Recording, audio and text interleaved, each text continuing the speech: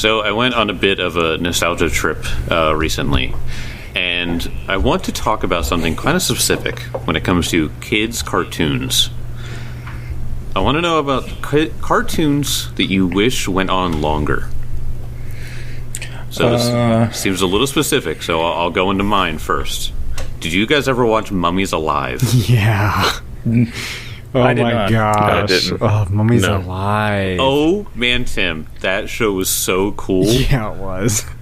So what it was it's this kid that he gets an ancient Egyptian artifact, and an Egyptian necromancer is after him now because he has this thing.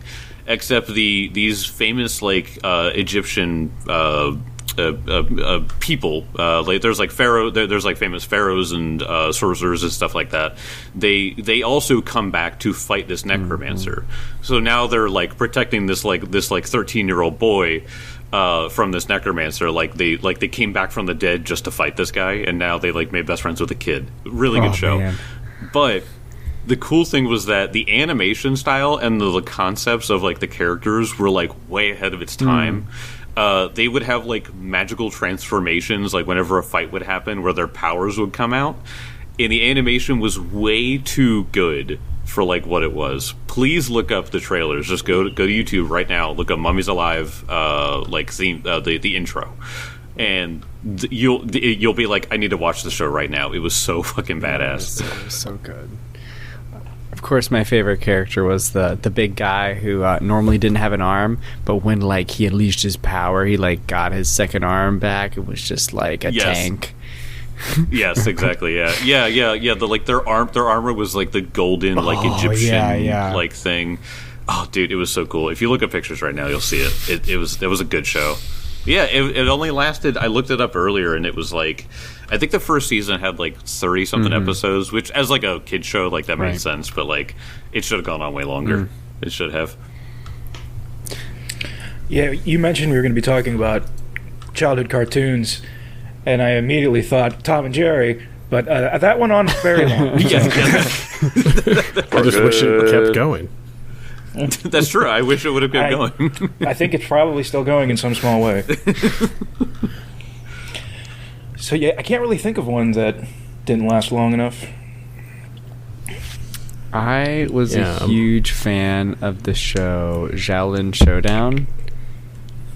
Oh, that's actually a good one. Good pick. Oh, yeah. It took me a moment. It did run for almost 4 years. You could say, it had a good run, but that show... That's a pretty short run, though, I think. It could have gone forever. I'm pretty sure it left on a giant cliffhanger. Yeah. It did. I think you're right, yeah. I think the story was they were waiting to see how good the Toys sales did before they greenlit a fifth season. I hate that. Yeah. It wasn't really a cliffhanger, but it was clearly not the end of the series. Right, yeah, just that show was one of the original kids shows that actually had a bigger plot than just the episodic, stories for each individual episode. Because there was betrayals, and the fact that the bad guy would turn to the good side at some point. You had to actually follow a storyline. An overarching storyline through the whole series. And I had a villain who was a bean, so it was basically a perfect show. That's true. With a Southern accent. On the flip side, though, the show that should have never existed but went on for 2 years was Ozzy and Drix. Out of all the shows you think of, and that's the one? That's just the one that's on this list, and I was like, that show just made me so squeamish. I don't even know why I watched it in hindsight, but I had to Google what you're talking about, and I don't know why that ever is that the one where it's the cell? The white blood cells a cop. Yeah. It's a TV show. That was a bit of a stretch. It's from the movie Osmosis Jones, and then they made a TV show on there. Honestly, I didn't think it was that crazy, but it was something. No, it did have some charm to it. I do remember seeing the this white blood times, cell killing the nicotine in the kid's brain so he wouldn't stop smoking or something. Yeah, that's fair. That's fair. Nicotine's not good for you. Yeah, because if I remember the whole thing, it was from the movie. It was the same character. So he went from Bill Murray, basically, into a kid. So he already knows all this shit going into it. So he's like, oh, okay, so this is a young kid's body. He's not influenced by all this shit. So as soon as it happens, he's like, oh crap, we need to take care of this now. And everyone's like, what are you talking about? We don't know anything. And it just turns into that sort of thing. Well, I see it. I'm thinking of different shows just because I'm rewatching a couple of them because honestly I missed the era of just 22-minute episodes of things. Because I know the feel. Yeah, because I hate watching like 45-minute shows, but the ones I've been going back to is like the old ones from like Fox 45 and like the WB show, like Saturday morning show, but like the X-Men was one big thing. But that first season, the series, I think that ran its course fairly well. I think it ended, because I haven't gotten through the whole thing yet, because like it covered all the bases. Like you had the Apocalypse episodes, the Dark Phoenix episodes and stuff. And the one that actually came up, I think in 2000, was X-Men Evolution. And that one I remember ended with Apocalypse, like that was the whole thing, but then it like teased other things that could happen, but obviously it never continued. Like, so, and I actually thought that show was a little bit charming. But yeah, that kind of just stopped, and I was just like, oh, okay. Yeah, they probably had some other X-Men thing lined up, and then they were like, well, it's time to do the same old shit again. yeah, pretty much. And then fail in every live-action movie for a while. I mean, the first couple live actions are okay, but, you know, how many times can you try redoing the Phoenix Saga and fail? Yeah. before you realize, oh, maybe we should stop. No, man, I think the early 2000s leather outfits were a great idea.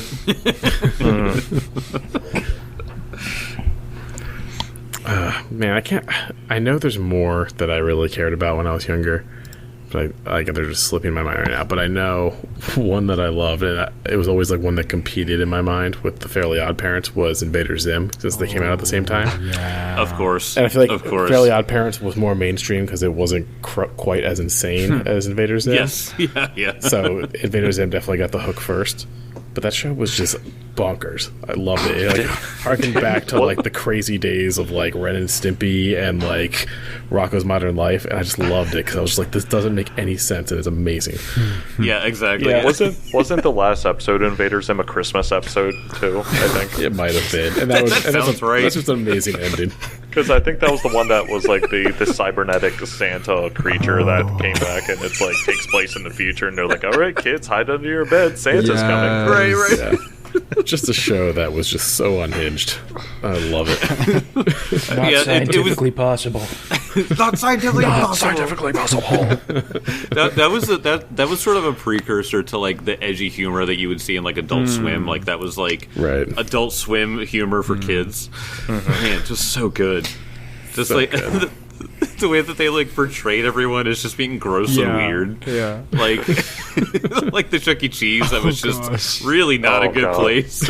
Yeah, gross, weird, everyone is stupid. And it's just like, I think it was like one of the episodes I remember is like they had a base that was in like a restaurant, and then it's like this tiny little kiosk in front, and he's just like, yeah, we don't have hot dogs here. Like, then what's back there?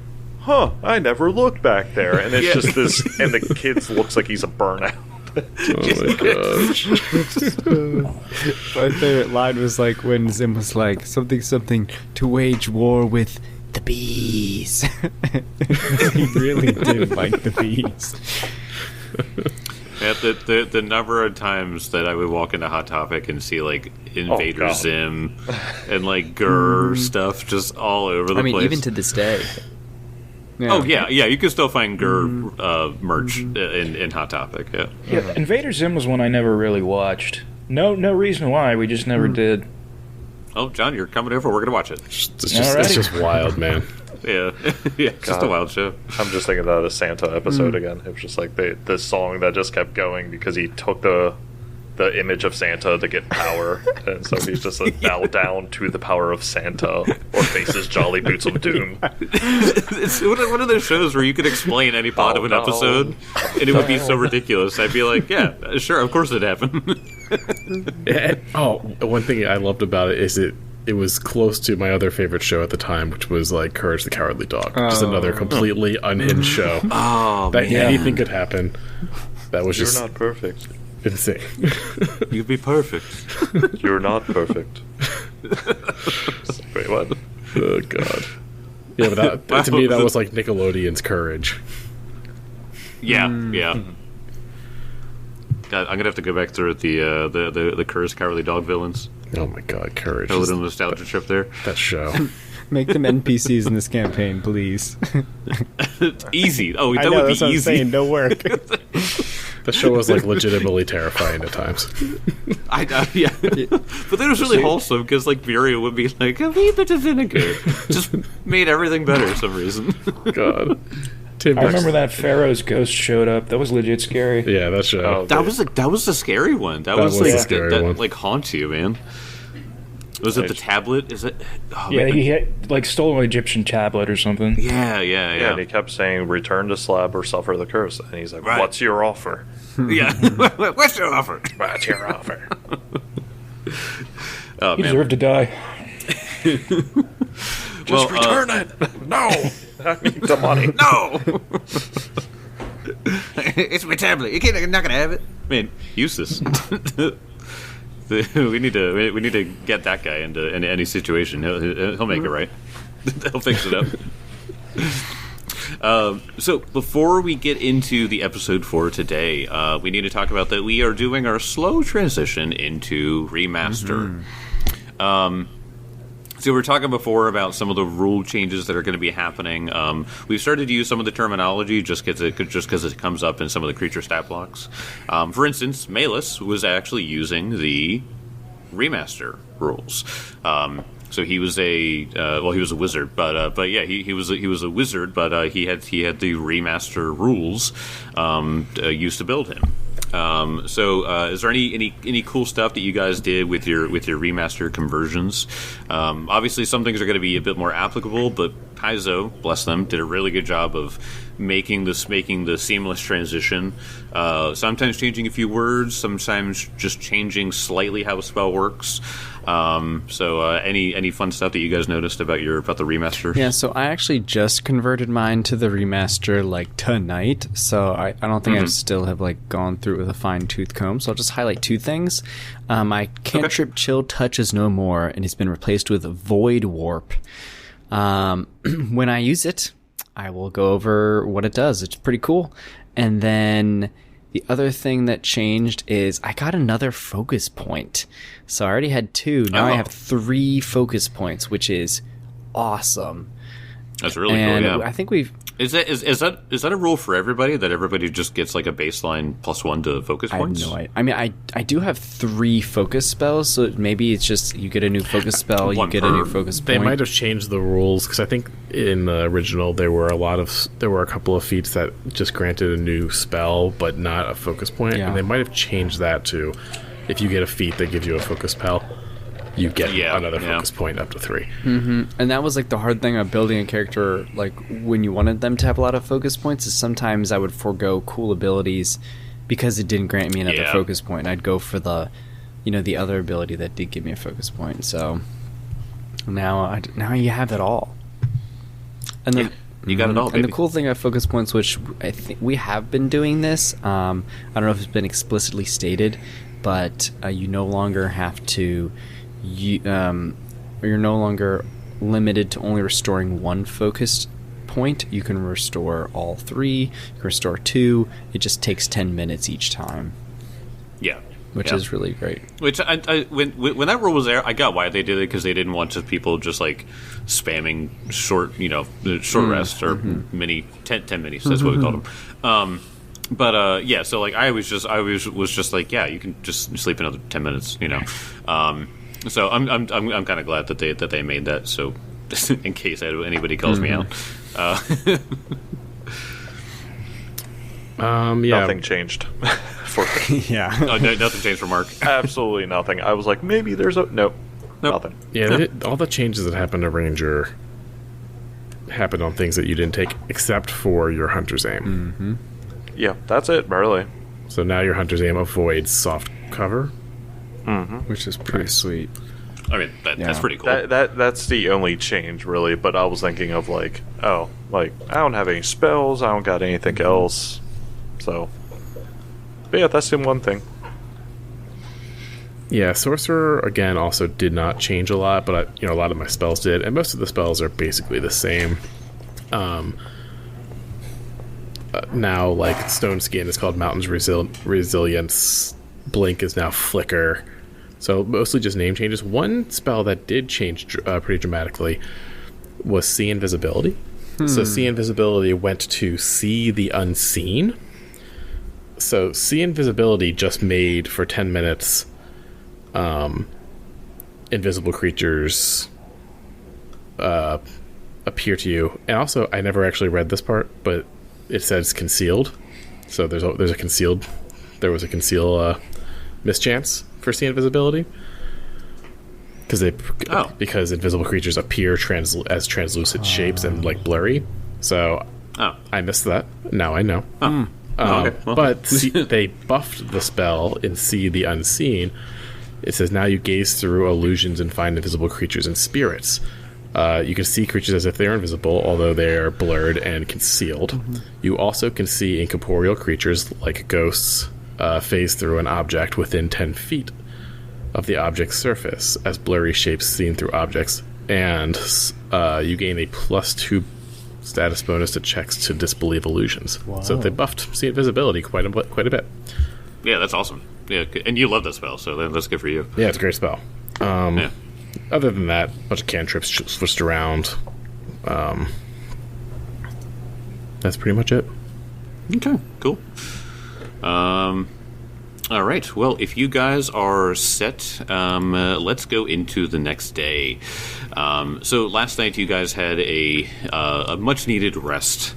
Some of you guys slept at a tavern nearby the Thorny Rose. Sir Thorin said that he would take up the mantle on cleaning up the Crimson Briar's base, because you guys need to get rid of some bodies. There's so many bodies. Yeah, gotta clean some stuff up. We never do cleanup. Oh, no. Why clean up ever? Why start now? But what do you guys want to do this morning? One, I want to ask Elkwood, how you feeling after your dream last night? Annoyed, I would say. Like, I think it's something that, for Elkwood, now, like, he was in House of the Dreamer, like, he was being all comfy and shit, and was like, I'm gonna sleep. I've been having good dreams as of late. And then again, it's like something like this kind of comes in, and it just leaves him confused when he wakes up. And he's just kind of irritated because, you start to hear voices in there, and it's just not peace.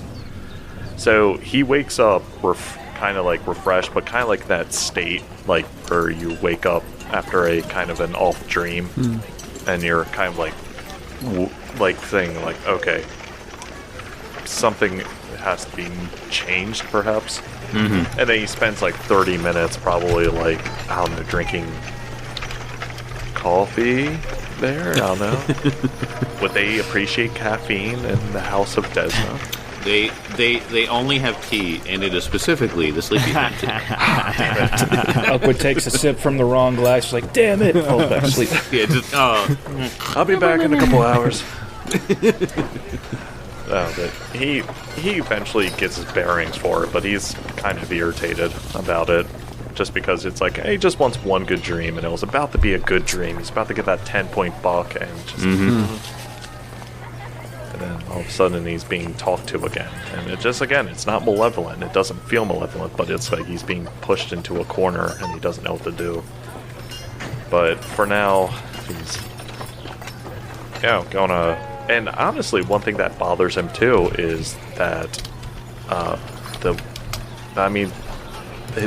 prey got away. Like, the wizard, annoying as they are, I mean, they poured it out, and it was something that, even though he hasn't done it in forever, because he hasn't been within the city of Absalom or working under his boss, it's kind of like one of those things of, I lost prey. Like, I lost what I was after, and that's gone. Mm-hmm. And I failed at it. And it's kind of leaving him annoyed with that as well. Like, he actively wants to find this guy, because he kind of finds it unfulfilling, but has no idea where to start. Unless you have a wizard tracker. There's an app for that. Yeah. Is there an app for that? You know, what was the thing where the people hold the two, like, copper rods? Dowsing? The dowsers. Dowsing rods. Dowel rods, yeah. Fake rods. stuff that doesn't work. Yeah. No, John, I saw it on a home building TV show, so it definitely works. My boss has dowsing rods in his truck. I'm just like, Well, yeah, I mean, so, you know, how does everyone else wake up? So Great. Grimshaw, he kind of cut loose a little bit with Sir Thorn, you know, with an old friend. He didn't go too crazy, but, you know, he did, like, let his hair down, so to speak, you know, for the first time in over a month, because he's just been, you know, living the road life and dodging death at every turn. He still feels slightly disconnected from Sir Thorn, just knowing that he did intentionally deceive him about the fate of their comrades. But he's got to live with that. So he wakes up a little worse for wear, and because this is whether or not it's an official Temple of Caden, I'm sure they got a strong pot of coffee brewing, and he's hitting that up.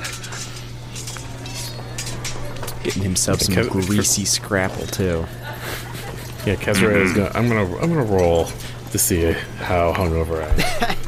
So I had to punch you out. So yeah, That's true. I forgot. It probably hurts, but So, it might not be the... Kezra wakes up with like an awful headache, and his like face is all bruised up, and he is going to roll 11 or better.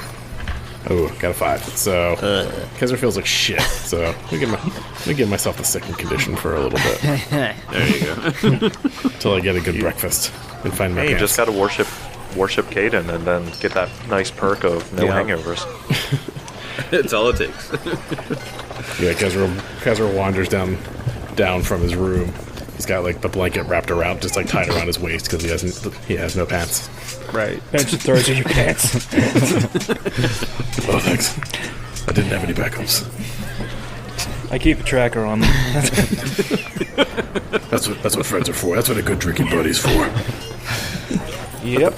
Pants Yeah, you see It's watcher. Grimshaw motions to the barkeep and is like, "Could you get a plate for my friend? He had a rough night." And he motions to Kezra. And just a I was gonna say, yeah, they bring out all the good stuff that you would expect after a night of drinking, which is the grease, the carbs, the protein. Yeah, My go-to is a scrapple egg and cheese burrito. That's it. That's a good. You see Kezra just like at the table, like his head is just like hung over the plate. He's like somewhat eating, and then just kind of sitting there with his eyes closed. It's like putting a hunk of greasy bread in his mouth. Listen, corned beef hash and eggs mixed together into one nice meaty mash. That is a good hangover cure. That is a good one. I feel like Kezra's the kind of guy who will wake up like this, be like, "I'm never drinking again," and then just grab ale. Oh no, I was gonna say he has some beer. Oh yeah, it's your morning beer. He has good morning beer, a good stout. Good steak, eggs, and beer in the morning. What about second breakfast beer? All right, so you guys are sitting there in the tavern in the morning. I'd say it's about 8 a.m. Probably a little after that when Kezra comes down. What are you guys going to do today? I guess Grimshaw will look around. Elkwood he's shown up to was it the Moldy Barrel, was it, Jake? Yeah, Yes, or is Barrel. he still in the Dream House? No, he's at the Dream House. One last thing he's going to do at the Dream House is definitely warn. the cleric. All I remember is the cleric's name was Hank Hill's brother. Gregory. Gregory Hill, because he makes good mattresses and mattress accessories. But he is going to, I guess, warn them and see if they will relay anything to him if they happen to see a wizard. And he will describe the guy as well. Oh, God, I'm blanking. Malice? What's his name? Malus. Maelis, yeah. Yeah. And he will just say, like, if you ever see him, do not trust him. So he kind of, you give him a description and he's kind of like, yeah, no, don't know if I remember that guy, but, if any of our practitioners come by and tell us, so we'll make sure to put a word out. Oh, good, thank you. Old Malice, that boy ain't right. that boy ain't right. That boy ain't right. He just needs a nap. I mean, he probably does. After the beating we gave him. I know. Yeah, after that he'll return to the moldy barrel. All right. Follow the smell of sweat and alcohol. Yeah, I imagine, since you said it's, after 8 a.m., the town is probably pretty lively right now. Grimshaw just kind of, maybe looks over at Kezra or Benson and is like, I forgot how loud this place gets. The wide open roads made everything was so quiet out there, but by the gods, this is not the time for it. Ugh. I've spent plenty of times in temples of Cayden Killian, and I'm pretty used to it. I'd have to go drag my sister out. All right, your sister. I don't know if you mentioned that you had a sister. At least I don't think so. Yeah. Were you two? Lionel Black. She was at the keep. Oh yeah, I remember. You were there. Yeah, that's right. I was gonna say, Did you take a head wound? I really got knocked over pretty bad last night. Well, I know the best thing to do after massive head trauma is consume large amounts of alcohol. I think I'll pass, but I think Kezra's already got started on that. That Grimshaw ain't right. So one thing that we have not addressed in the normal circumstances is that Benson, you are still cursed with the witch flame. So you're still glowing. Yeah, there's a slight green flame emanating from him at all times. Benson, kind of badass. Can you turn that off? Can you turn off? I'm trying to sleep. Benson. Think about how hard it was for him to sleep. Yeah. So, do I just close my eyes? Right. Just if I close my eyes, do I see green flames in my eyelids? Now we're breaking into some technical rules here. Right. Benson, we really gotta do something about your glow. I don't mean it as a compliment. I mean it as we gotta do something about that curse. Yeah, I get It's a bad blow up. Okay. The vibes are off. That's all I'm saying. I happen to be aware that being cursed is a bad thing. You must have some contacts here, which you can call upon to remove this curse. You are Sir Benson Black, after all, of the House Black. He who wears the cloak. Okay, you're gonna have to stop doing that. Grimshaw stands up. Do you know who this is? This is. Do you know who you are? Do you know who you are? Yeah, I guess Benson will see if he can find a Temple of Iomedae in here to get this curse taken care of. I think you might have mentioned, Jake, that there isn't one. Yes, there is not. So it says worship. So after enacting martial, I went back to the wiki just to kind of read. Is this wiki outdated though? Because this is. When I was reading the wiki, it kind of sounded like it was still written under the guise of it being under Chelaxian control. Here's the thing. It usually does talk about where things have come from there too. So, but after enacting martial law in 4715 AR, Lord Marathur mandated the registration of all worshippers of Shaylin and monitoring all Shaylinite religious services. Worship of deities aligned with the Freedom or Rebellion, including Galistria, Caden Kalian, Desna, Milani, and Sarenrae, are strictly outlawed. The Silver Star Shop and popular Sarenite Shrine, owned by local opera singer Star Shenson, was burned to the ground during the Night of Ashes, when agents of Barzillai Thrune also attacked local cults devoted to Milani and Iori. So, this is to say that those things aren't as prominent because they were like pushed out. So, for the most part, when it comes to like the religion here, you can definitely find like Asmodeus, Zong-Puthan, Abadar, but. Yeah, and then Shaylin did get some stuff back in, but so this says that under the seditious acts of the glorious reclamation, even worship of Iomedae remained legal if rare. So it doesn't have as far of a reach as like other faiths, but still the Church of Asmodeus is like still the biggest thing. The Prince of Law.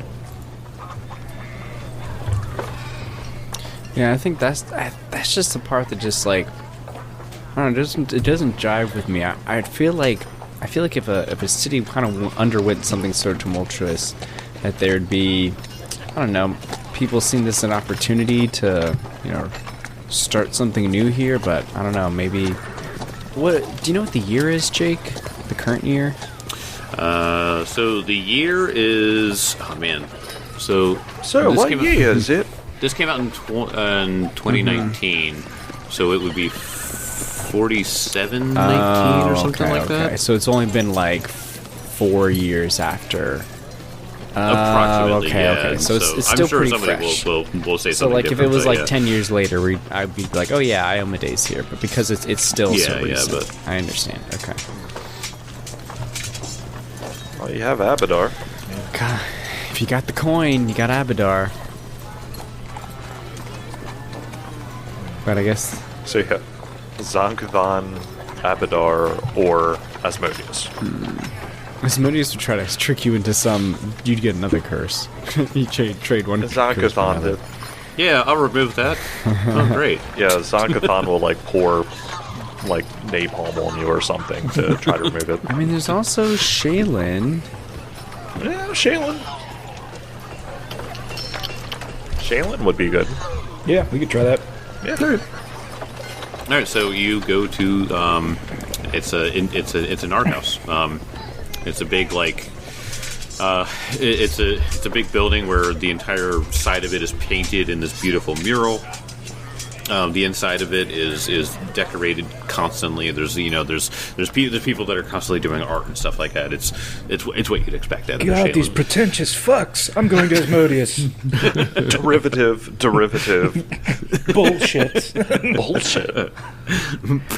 Artist pain.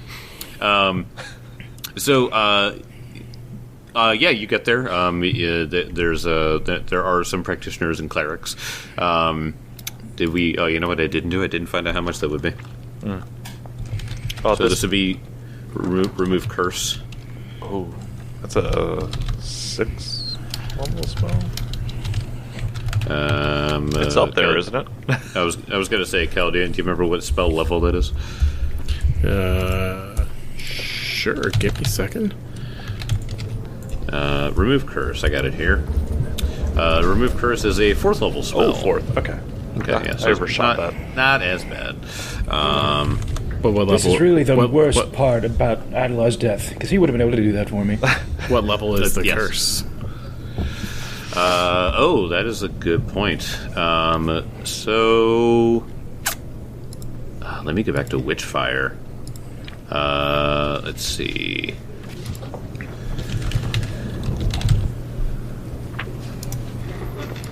So a Witchfire, let's see where it is. Witch Flame. To curse, fire, necromancy, occult. It doesn't say what spell it is, so I guess it would just be the creature's spell or the creature's level. It'd be half the creature's level rounded up. Half the creature's level rounded up. So this would be a 5th level curse. So you could pay for a 4th level remove curse, but it would have a lesser chance of success, or you could pay for a higher level one, which will be more likely to succeed. Yep, so it would be spellcasting a 5th level. If you want to go for like the higher chance here, spellcasting a 5th level is 80 gold pieces plus any cost required to cast a specific spell, which does not seem to have. Actually, a 4th level would be fine because a success is as long as the level's no more than 1 higher. Oh, okay. So yeah, you can be. So going up to a 5th level would not really help anything. It would going up to a 6th level would heal it on a failure. Okay, so you go in and you explain your situation, and they gather the artist and the bards around, and they begin to sing a mantra over you. First, they want to draw you though. Naked. Yeah. They go naked Benson, with the flame around Benson, you. You're really attractive. Could you stand up there on that pedestal? Now, give me a pose. Show me your strength. I hate everything about this. There's a bunch of artists just like patiently waiting. Benson, these people hold a lot of sway in the city. You would do well to do as they say. Benson strikes a pose. Everyone goes. Your chiseled muscles and sculpted frame amaze them all. I wonder if I could lead a crusade back to this city afterwards.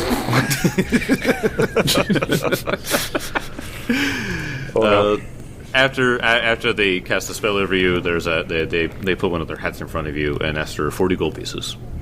I'd give him 50. Oh, wow. Oh, look at you. Ooh. Some money bags over here.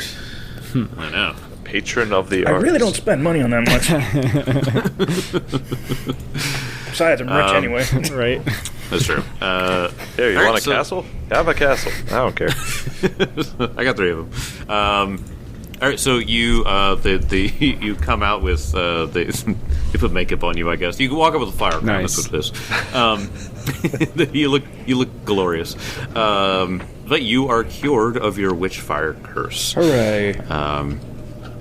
So, what do you guys want to do now that you have taken care of Benson? I'd say it's about 10 a.m. So it took some time to walk, took some time to do the remove curse, blah blah blah. From my perspective, all signs lead to Sunset Imports. I said we gather some intel, see what we can find out. You sent your cloaks, got connections there. We Huberk was supposed to meet someone there. I wonder if Malus is hanging around there. Just think it's our next best lead. If any of you all have another suggestion, I'm open to it.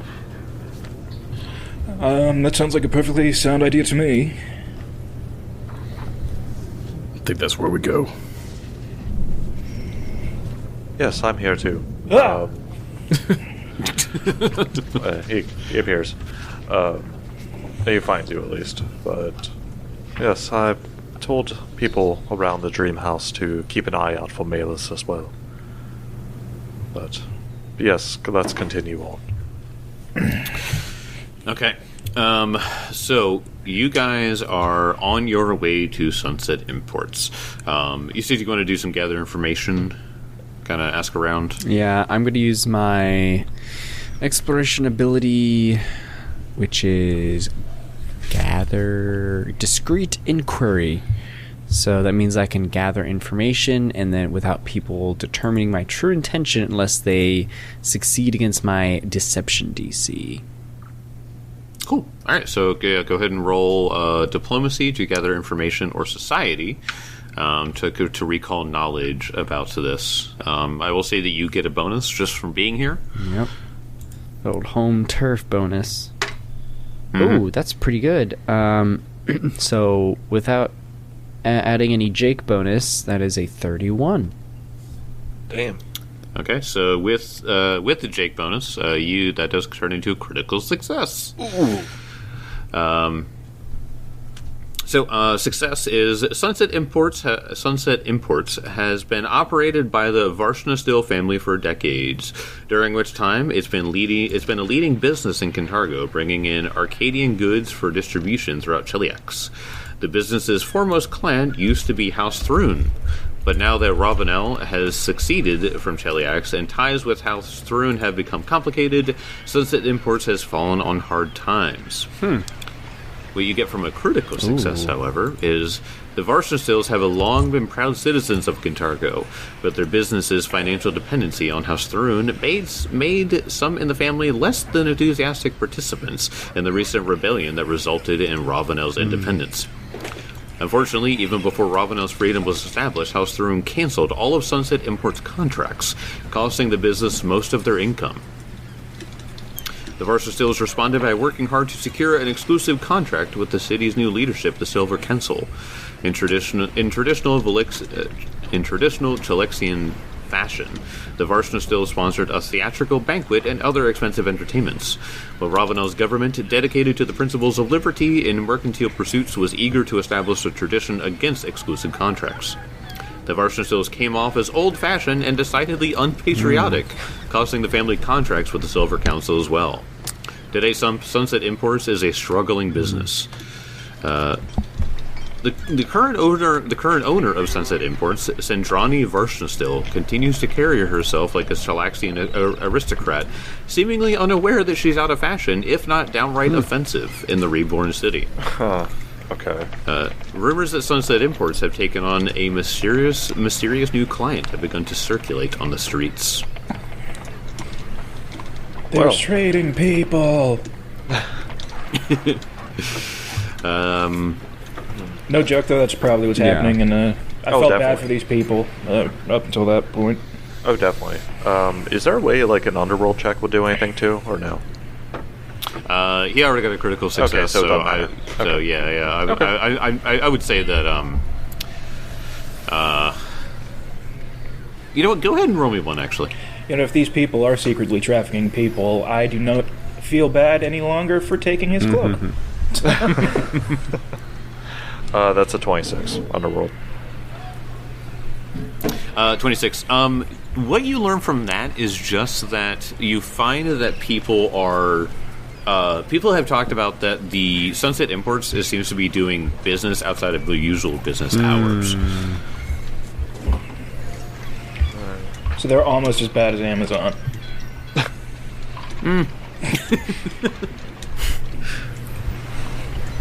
Okay.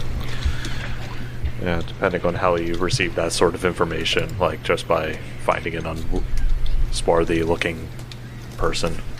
But yeah, he relays that as well. So Sunset Imports is like by the docks and stuff, right? Yeah, so actually I can show you on the map. Oh, cool. That's kind of like what Kezra wanted to go to when we first got here. Was the docks. Oh my god, on this map we're probably 80 feet tall. We're Colossus. They've already made statues of you in the harbor. We could rule them like gods. Angry gods. Angry gods. I just like them on the map. It says Lady Dakur's School for Girls. That is a very, very important place. Yeah. Wait, what? It's right above your icon. Over here in the northwest. Sounds like something from an anime. It does. It does sound like straight out of an anime. But here's the Alabaster Academy. This is where you guys were before. So just to the south of the Alabaster Academy, actually, is the Sunset Imports. So you can see it's right there. Right when you come into the Yolubilis River, it sort of splits off. So the river actually just kind of goes around all of the southern side of Kintargo. So you see Castle Kintargo there on the peninsula on the southern side of the city. So right to the east of Castle Kintargo is Sunset Imports. It looks like a pretty large, pretty profitable, or I should say once profitable, shipping company. That's like prime harbor real estate, too. That's right at the front. Yes. It's a big building. They're paying a lot to have that space. Yeah. Well, remember, it's old money, too. Mm-hmm. So that's been, generational wealth. Go ahead. Sorry, I'm looking around this map, and one thing that gives me pause, Jake, is the People's Temple. What about it? Should we worry about a man named Jim Jones in there? Don't stop spoiling the final boss. They're the second worst. He'll kill himself. They're the second worst cult in this city. No, the demon that's inside of him is the final boss. Mark. That's what I mean. All right. So if you guys make your way directly to Sunset Imports, then I will move you over to the map. All right. We only have to take 5-foot movements, and we could just step over to it. Yeah, right. Goose. Causing tidal waves. You guys didn't tell me this was a city Vance. All right. So I have moved you over to the Sunset Imports map. Let me know what you can see and when. I can see a giant wall of darkness. It's a very large map. It is very It's a very large map. Oh my god, yes it is. Like, outrageously. So I put you on the west side of the building. It's quite large. Yep, I can see outside the building. Everything else is darkness. I can measure the whole thing for you. So this warehouse itself is 175 feet long, 55 feet wide, and 3 docks are coming off on the southern side of it. So there's obviously more warehouses than there's just this one. This is the main one. This is where everyone brings their business to, and then they talk to people. So, let me go ahead and read you the flavor text. This 30-foot-high building stands at the harbor's edge. Large rectangular windows alternate the elegant pilasters along the building's facade of silver-streaked stone, and an enormous 15-foot-tall double door facing west is flung wide, revealing an intricately woven carpet that stretches into the subdued golden light of the interior. Upbeat Varisian mandolin music beckons from within.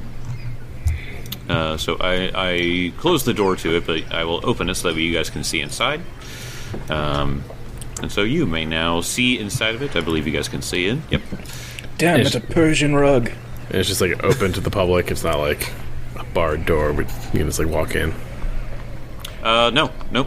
As you guys can walk in at your leisure. Game is paused for me. No, it's not. Oh, how about now? You did something. I don't know where my icon is though. Well, you don't see it awkward right here? No. You could actually get from here in here. Actually, before we go in, Elk, do you want us to take this and maybe do some stealthing? Sure. No, that sounds like a good idea. If there's anything unscrupulous, it would be on the back end, probably. Yeah, maybe while we talk and gather some info, you can just snoop. And he'll cast invisibility on you. Okay, so I'll stop you there for 1 second. While you guys are outside, you hear someone walking from within, and you hear them walking to the front. And you see this woman. She looks lovely. Oh, she does look lovely. So you see a Vudrani woman. She's dressed in beautiful silks, nice like golden trim with like this like a seafoam color to it.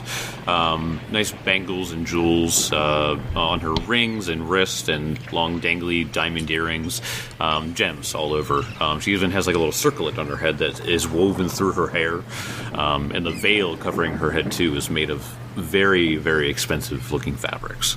And so as you guys were sort of pussing around outside for a second, she comes out, reveal her token, and she begins walking up to you all. And she looks at you all, and she goes, "Can I help you with anything? I'm very sorry to say, but are you lost? I am Lady Sedrani Varsnostil, the owner of this establishment, and I assure you that there is little here to interest anyone of your. She looks you up and down. Pedigree. Good day. You may please leave the premises. I think we do have business to talk about. My name... No, I'm certain that you don't, sir. If you would please move along and go somewhere else. There are plenty of other businesses here that might contract whatever you might want with your fashion senses. My name is Sir Benson Black. Now, she might actually know that name because the Black family is not just outside of being like paladins all the time. They own several manufacturing businesses, and the biggest export is actually weaponry. Very well, Mr. Black, but I assure you we have nothing here of interest, so if you would please move along. And she's sort of like trying to like, she puts her arms out and is sort of like ushering you away. What kind of businesswoman says no to money? One that's trying to hide something. Yep, great point. Kezra will detect magic. Okay. So she does not have any magic on her necessarily. You do sense what seems like there's a ping of magic just inside the building. It's very light though. It doesn't seem like, I don't know how to say this, and in a non-metagaming way, but it's not like dangerous magic. If you catch my drift. Is it? I can learn. It's the school, I think. Okay. So, Just think it's a magic purifier. Okay, they just have the water in there, and it just keeps purifying. yeah, it's a Keurig. It's just a ring that gets rid of the wrinkles under her eyes. Let's see. So, if it's illusion, I only detect it if it's a lower level than my spell. Right. I'm trying to find where this thing is. This is in the showroom. There we are. It's enchantment.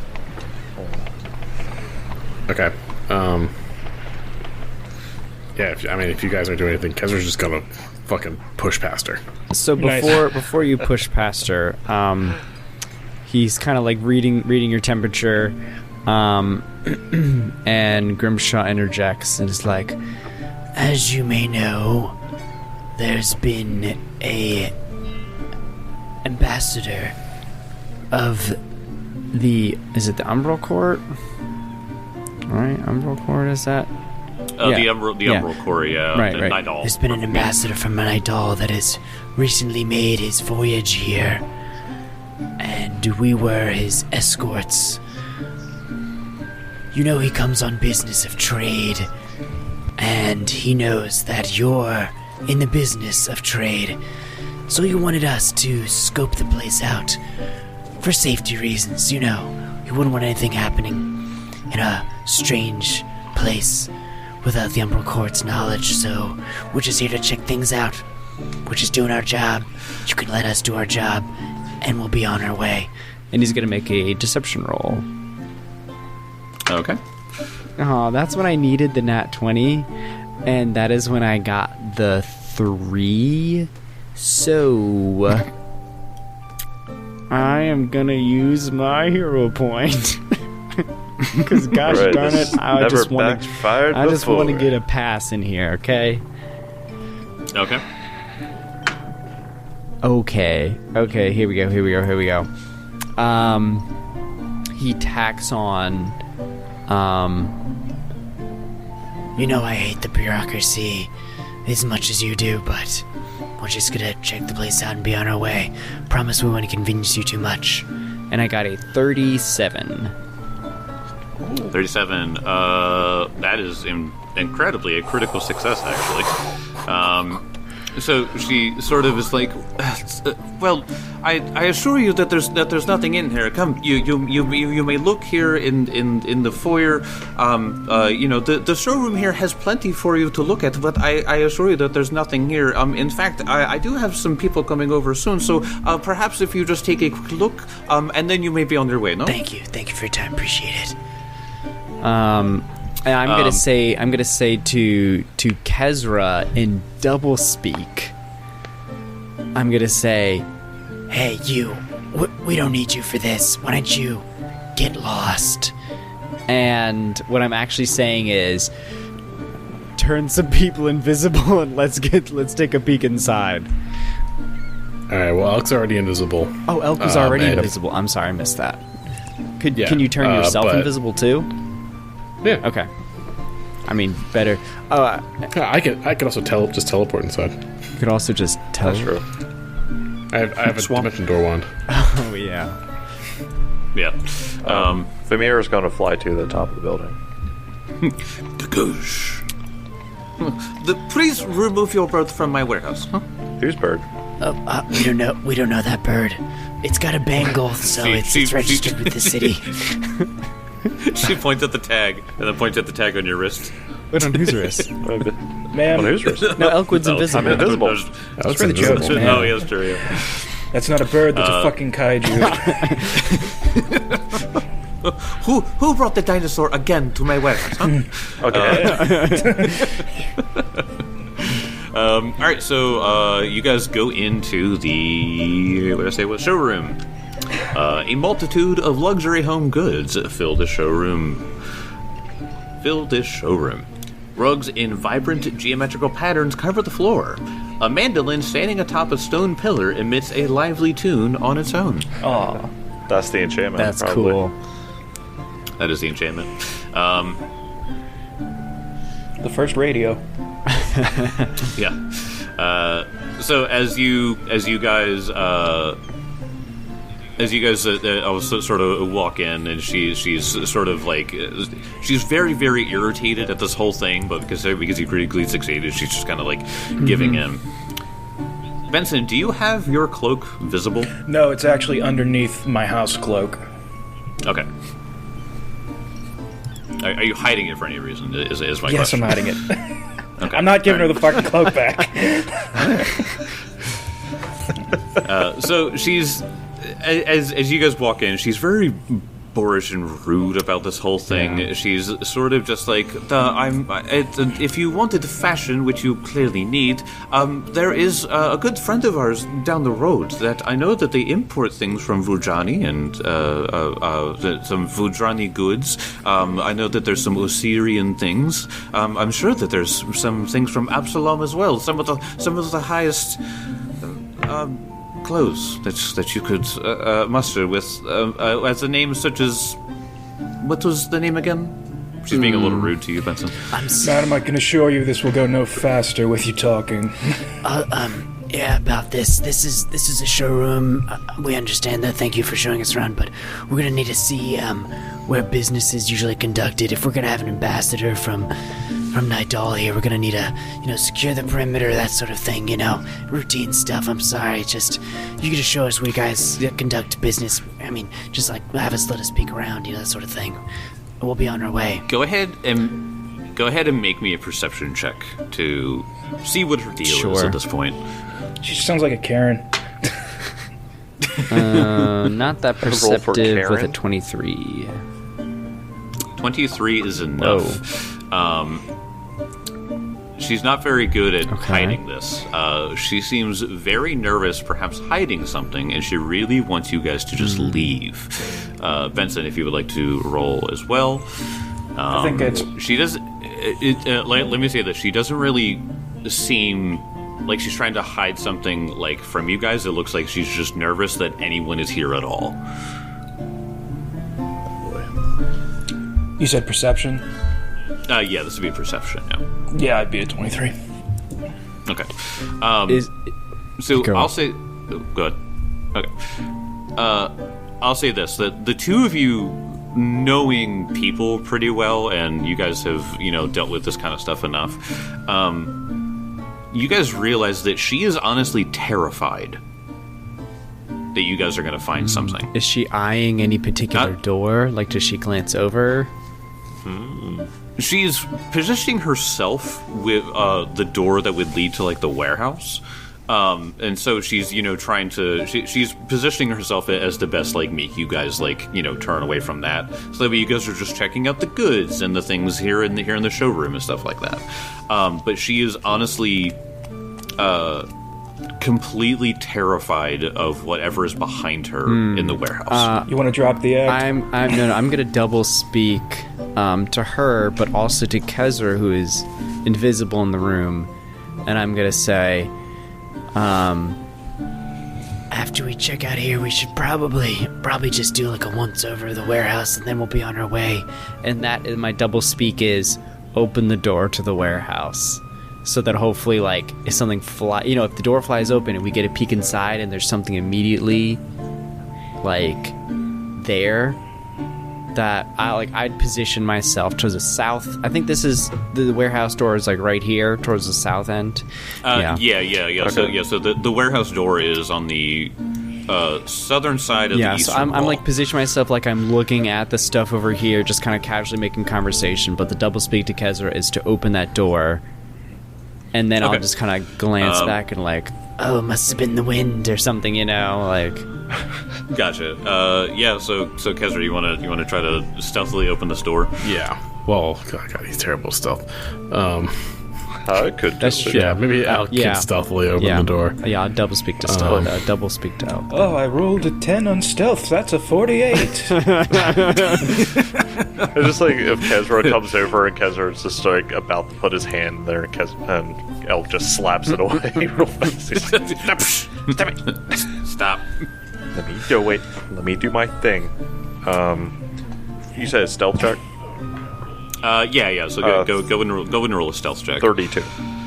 32. Okay, so she is unaware of your presence, but I'll say that you, with your perception, you can see that she is like eyeing the door as she's like talking to them.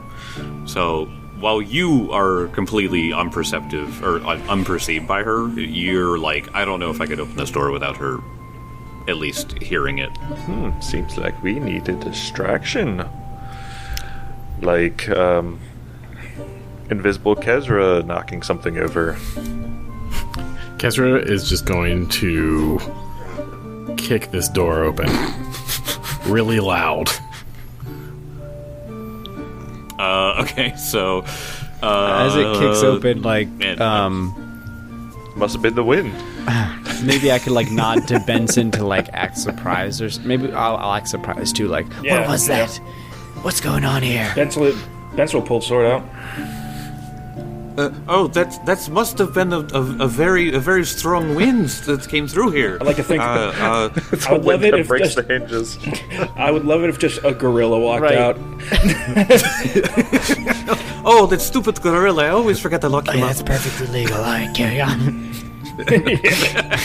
So No, does that's she, acceptable. He got So into the does she- ketamine. does she come, or is she still kind of defending the door?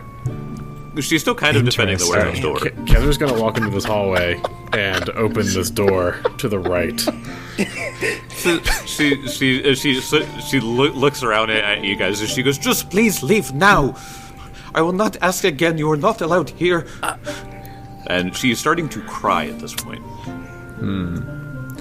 All right, time to just kill her. do it. Yeah. what? I'd be like, Mark said kill her, and John said do it, and Tim went, "What?" You have to free her from her sadness. I want to see what Kezra has found before That is true. we move on to. Okay. If it's Fair okay. enough. All right. Benson all right, begins to Kez. walk towards that door that flew open. Okay, all right. Well, let me deal with Kezra here. So, Kezra, you go through this tiny little hallway. This hallway is called Hallway. Imagine that.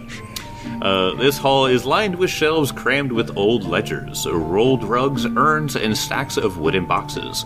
The shelves reach nearly to the ceiling, 25 feet overhead. Ooh. So this is like if you've ever been in like the back room of like a grocery store or like a warehouse, obviously, but like huge shelves, just lots and lots of stuff on them. So this is where like the little stuff is because obviously this hallway is only 5 feet wide. As you go through, there are multiple doors all the way down here. The first one that you come to. There's doors that lead out on the north side of this hallway, but there are 3 doors on the south side. All right, yeah. So he opened the first door to the south. because he got the general sense that the other ones were leading outside.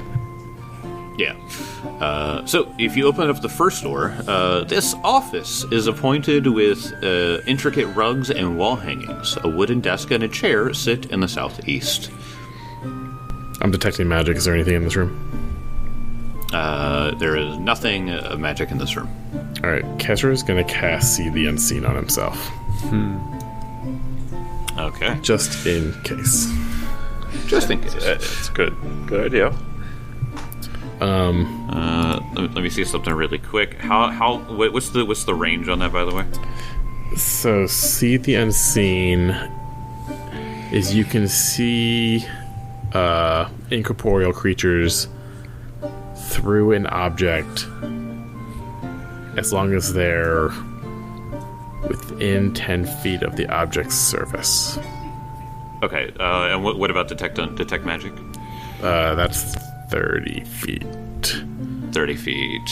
So, okay. The 30-foot emanation, by the way. Right. Okay. Okay, so yeah, you see an office. Alright, he's gonna... he just hears conversation still going on out there? Yeah, so there's still conversations going on out there. Let's go back to them. Okay. So the three of you are still in this room, and Benson and Grimshaw, she is tears welling up in her eyes as she is just begging you to leave. What's going on here? This is just a routine inspection. Like, is everything okay? Like, are you in danger? What's going on? The moment you say, "Are you in danger?" she falls to her knees.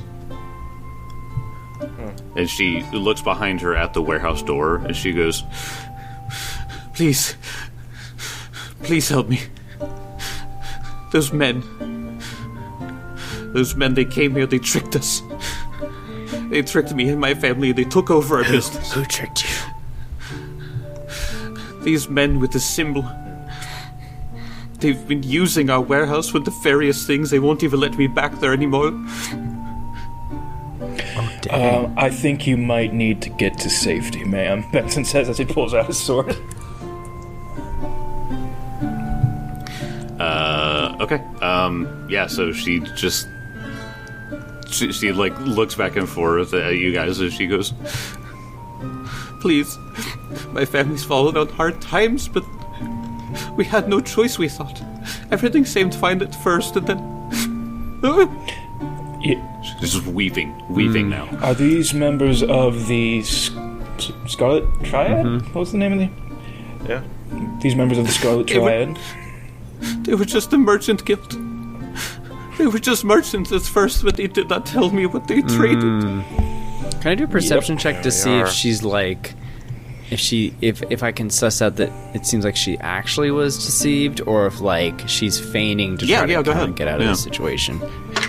Can't even trust a weeping lady on her knees. This is Grimshaw, okay? Like, he can't trust anybody. He's got problems. He's got issues. Does Timmy method act with his wife?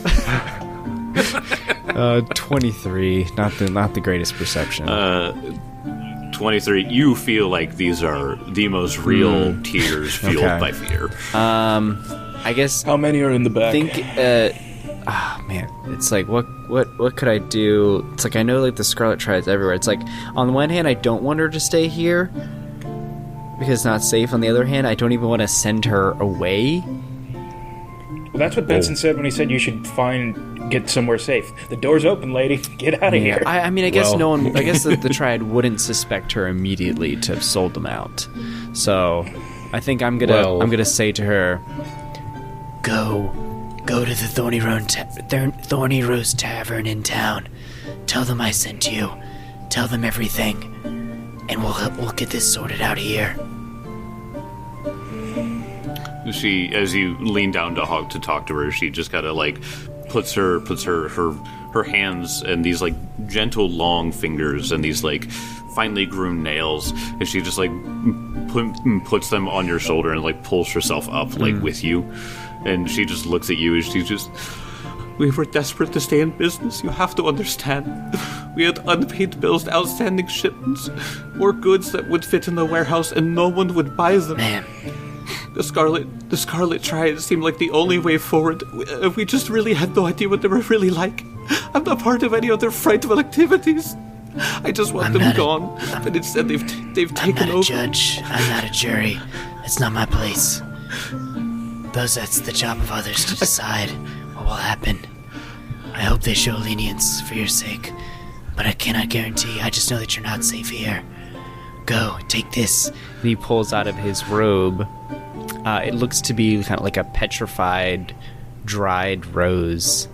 And he's like, you show this to them, and they'll know that I sent you. Perhaps you can begin to right some of your wrongs. But until we figure out what all that's going on here, get on now. She takes the rose, and it's like a glimmer of hope to her. And she just says, as she's like leaving, I would give anything. I would give up this business, which has been my whole life, just to reverse this whole sordid mess. As she exits the showroom. Well, Grimshaw, it looks like we've got some work to do. Kezra, get over here. While that conversation's happening, Kezra opens the next door. Oh my yeah, god. he does. He's All right. all the way down there. Agent of Chaos. You were detecting magic, right? I am detecting magic. Alright, so Kezra, you do feel magic behind the door in the center of the warehouse, you think. I mean, I think where I'm like Grimshaw, Benson, Elkwood. I think we're gonna trust our instincts that perhaps Kezra is gonna be close behind us, if not right on time. So I think Grimshaw looks at you and is like, All right, you ready? Benson throws his shoulder into the door. And at the same time, Kezra, you open the door, I assume? Yep. Alright. As you open the door, you see a massive warehouse with boxes stacked to the ceiling, and you see what appears to be this thing standing in the center of the room. oh my gosh. Yay. This is a large man made of stone. I feel like when they write these stories, we need to throw combat at them that really makes them angry. I'll just sit this combat out. Well, I'll say this. Oh no. This golem will be a bit harder than the ones that you dealt with last time. Yeah, you will. That's the wrong answer. I'll see you guys next week. Fuck you. Just let us play one round, Jake. One round so we know how screwed we are. Incoming a 3-episode combat. Let's do 5.